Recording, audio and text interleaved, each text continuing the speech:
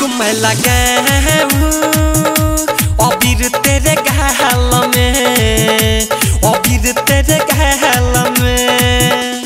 तू झुक मैं लगाऊं अबीर तेरे गाल में, अबीर तेरे गाल में। छोटे हैं मेरे हाथ, छोटे हैं मेरे पाँव, छोटे हैं मेरे हाथ, छोटे हैं मेरे पाँव, फिर अभी न मैं शर्माऊं।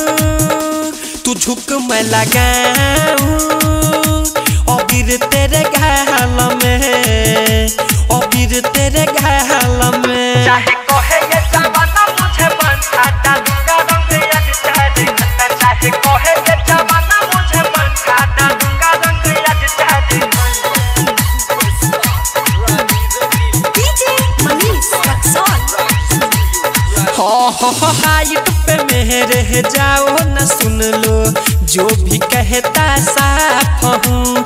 मेरा भी थोड़ा है मजबूरी, इसलिए चुपचाप हूँ। चाहे कोहे ये जमाना मुझे बंधा दूंगा रंग याद चाहे। हो हाइट पे मेरे जाओ न सुन लो, जो भी कहता साफ हूँ। मेरा भी थोड़ा है मजबूरी, इसलिए चुपचाप हूँ। करो ना तुम गुमान, दो थोड़ा सा ध्यान, करो ना तुम गुमान, दो थोड़ा सा ध्यान। सट जाओ जब मैं सताऊं, तू झुक मैं लगाऊं अबीर तेरे गाल में, अबीर तेरे गाल में। तू झुक मैं लगाऊं अबीर तेरे गाल में, अबीर तेरे गाल में।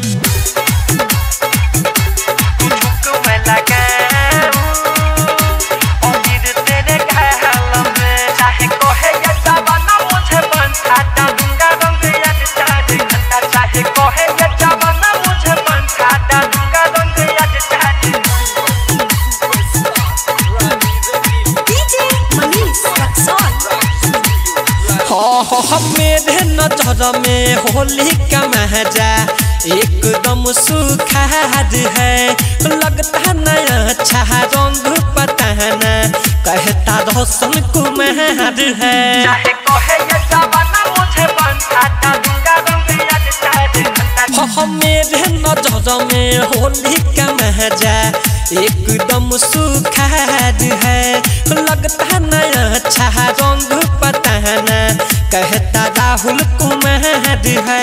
गौतम गोलू विक्रम करता न सुनो सीतम, गौतम गोलू विक्रम करता न सुनो सीतम। भाभी का पैर छुके